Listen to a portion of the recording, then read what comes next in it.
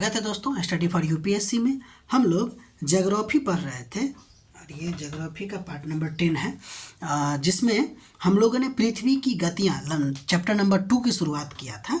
तो आज हम लोग देखेंगे पृथ्वी की गतियाँ, जिसमें पहला चीज़ हम लोग देखेंगे घूर्णन या परिभ्रमण, जिसको रोटेशनल मोशन कहते हैं, परिक्रमण या फिर क्या कहते हैं उसको रिवॉल्यूशनरी मोशन कहते हैं।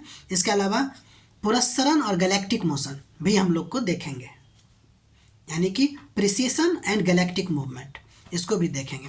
एक्चुअली में मेन हम लोग के लिए यही दो इम्पोर्टेंट है, बाकी आपको ये भी जानना चाहिए होता क्या है। तो पहले घूर्णन और परिभ्रमण के बारे में देख लेते हैं। देखिए क्या है कि पृथ्वी जो है अपने काल्पनिक अक्ष के चारों तरफ, यानी कि काल्पनिक अक्ष के परित घूमता रहता है, जिसको हम लोग क्या कहते हैं घूर्णन गति कहते हैं। यानी कि काल्पनिक अक्ष है, यानी कि पृथ्वी है, वो काल्पनिक अक्ष है और घूमता रहता है। ये समझ में आ रही बात? उसी को हम लोग क्या कहते हैं घूर्णन गति कहते हैं।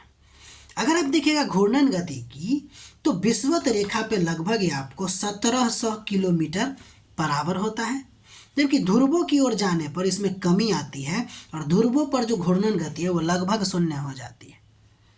ठीक, तो अगर पूछा जाएगा कि घूर्णन गति सबसे ज़्यादा कहाँ होती है, तो विषुवत रेखा पे, और शून्य कहाँ हो जाती है, तो ध्रुवों पे। यानी कि जैसे जैसे विषुवत रेखा से आप ध्रुव की ओर जाइएगा तो घूर्णन गति क्या होती जाएगी, कम होती जाएगी। इस गति का बहुत सारा परिमाण क्या बोलते हैं उसको प्रभाव या परिणाम देखने को मिलता है। जैसे पहला नंबर देखिए कि चूंकि अपने अक्ष के परितः 24 घंटा में एक बार घूमता है, चूंकि रोज डेली घूमता है इसलिए इसको दैनिक गति कहते हैं।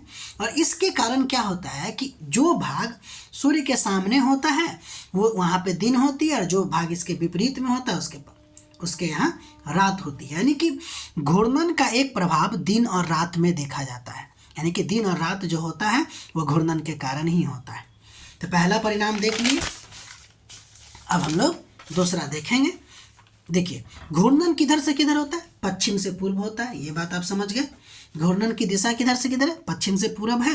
इसके कारण जितने भी आकाशीय पिंड है, सूर्य, चंद्रमा या अन्य ग्रह, ये आपको पृथ्वी पर पूरब से पश्चिम की तरफ जाते हुए प्रतीत होता है। इसलिए ना सूरज पूरब में उगता है, क्योंकि हम लोग यानी कि हमारा जो अर्थ है वो पश्चिम से पूरब की तरफ घूमती है। ठीक, तो पहला दूसरा प्रभाव ये है इसका कि जितने भी आकाशीय पिंड है वो पृथ्वी पर पूरब से पश्चिम की तरफ जाते हुए प्रतीत होती है। इसके अलावा जब आप देखिएगा पृथ्वी के घूर्णन गति के बारे में, तो यह एक प्रकार का विभेदित गति है। विभेदित इसका मतलब स्थान के अनुसार बदलता है। मतलब भूमध्य रेखा पे ज़्यादा, ध्रुव की ओर जाते जाइएगा तो कम, और ध्रुव पे शून्य, यानी विभेदित गति है। इसके कारण पृथ्वी का आकार जो बना है, जिसको कहते हैं स्पेशल आकार है, जियोड, यानी भूआब गति कहते हैं, भूआब आकार कहते हैं। तो ये जो पृथ्वी का आकार प्राप्त हुआ है, कौन सा भूआब या जियोड, वो आपको घूर्णन के कारण ही हुआ है। ठीक, समझ गए? इस वजह से होता ये है कि भूआब के कारण विषुवत रेखा से ध्रुवों की ओर गुरुत्वमान में वृद्धि होती है। ये भी बात याद रखिएगा। यानी कि घूर्णन के कारण पृथ्वी को एक स्पेशल प्रकार की आकृति मिल गई है, जिसको भूआब कहते हैं।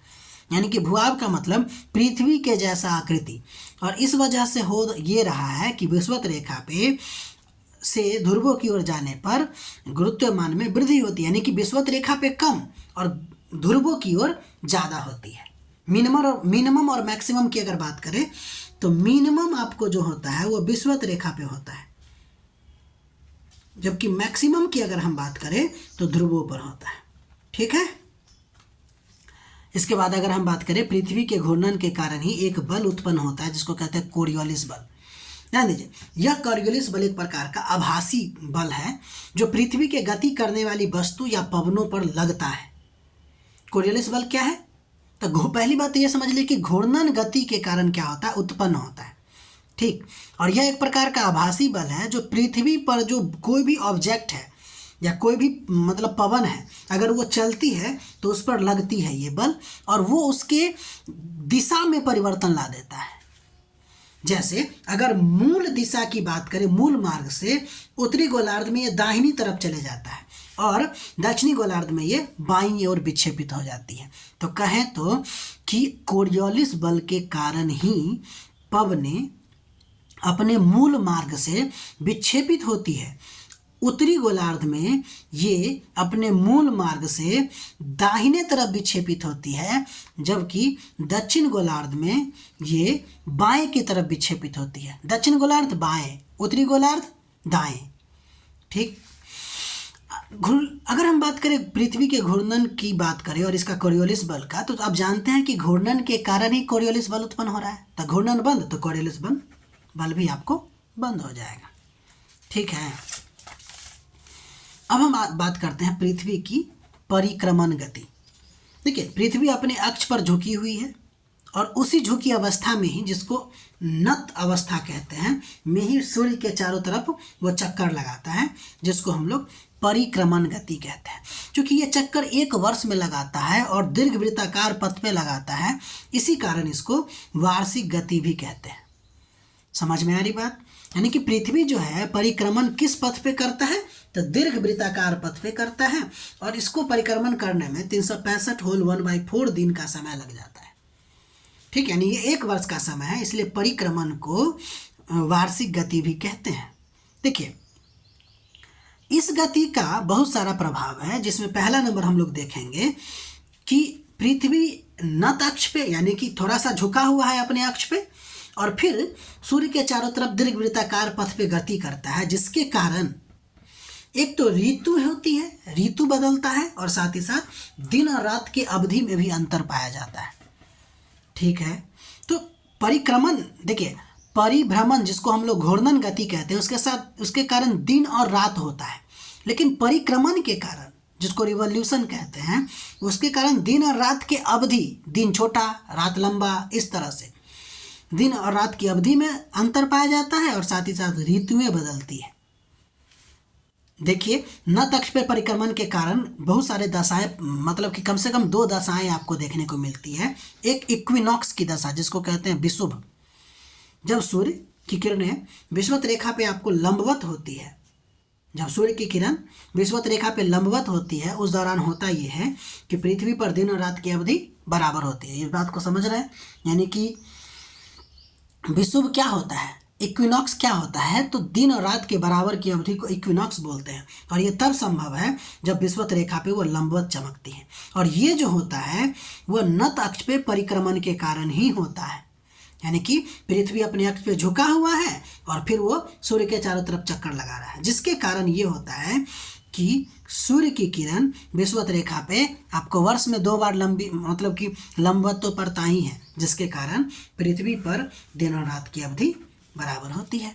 इसको हम लोग क्या कहते हैं, विषुव कहते हैं। ठीक है। और दूसरा आपको प्रभाव अयनात के रूप में देखने को मिलेगा, सॉल्स्टाइस बोलते हैं इसको, यानी कि या तो सूर्य कर्क रेखा पे नहीं तो मकर रेखा पे लंबवत पड़ती है। इस स्थिति को क्या बोलते हैं, अयनात की स्थिति बोलते हैं। ठीक है। अब देखिए, ये आपको 2 स्थिति, यानी कि 2 स्थिति बता दिया गया है, ये और ये विषुव का है, जो 21 मार्च और 23 सितंबर को होता है, और फिर आपको 21 जून और 22 दिसंबर, ये आपको अयनात की स्थिति है। लेकिन देखिए, 21 मार्च को विषुव है, लेकिन इसको बसंत विषुव कहते हैं, जबकि 23 सितंबर को शरद विषुव कहते हैं। उसी तरह 21 जून को ग्रीष्म अयनात बोलते हैं और 22 दिसंबर को शीत अयनात बोलते हैं। अभी इसके बारे में और डिटेल हम लोग पढ़ेंगे, फिलहाल आप इतना समझ लीजिए। ठीक है। तो पहले हम लोगों ने पृथ्वी के घूर्णन या परिक्रमण गति के बारे में देखा और बताया कि घूर्णन गति से क्या क्या होता है, दिन और रात होती है, इसके अलावा और क्या होती है। तो और हमने देखा कि पृथ्वी के घूर्णन के कारण ही आपको पृथ्वी को एक अलग प्रकार की आकृति मिली है, इसके अलावा कोरियोलिस बल की भी उत्पत्ति हुई है, ये सब आपको देखने को मिलता है। साथ ही साथ पृथ्वी के परिक्रमण के कारण हम लोगों ने क्या प्रभाव देखा, तो हम लोगों ने देखा कि दिन और रात की अवधि में अंतर होता है, इसके अलावा ऋतुएं परिवर्तित होता है। ठीक है। इसके अलावा विषुव का और साथ ही साथ अयनात की स्थिति को भी हमको देखने को मिलता है, किसके कारण, परिक्रमण के कारण। लेकिन इस परिक्रमण में नत अक्ष शामिल होके आपको वो 2 स्थिति, जो विषुव है और साथ ही साथ आपको अयनात है, वो दिखाता है। बाकी अभी और देखेंगे। तो इतना तक आप लोग नोट बनाइए। बाकी अगर आपको हमारा प्रयास अच्छा लग रहा है तो लाइक कीजिए, शेयर कीजिए, सब्सक्राइब कीजिए। मिलते हैं अगले वीडियो में।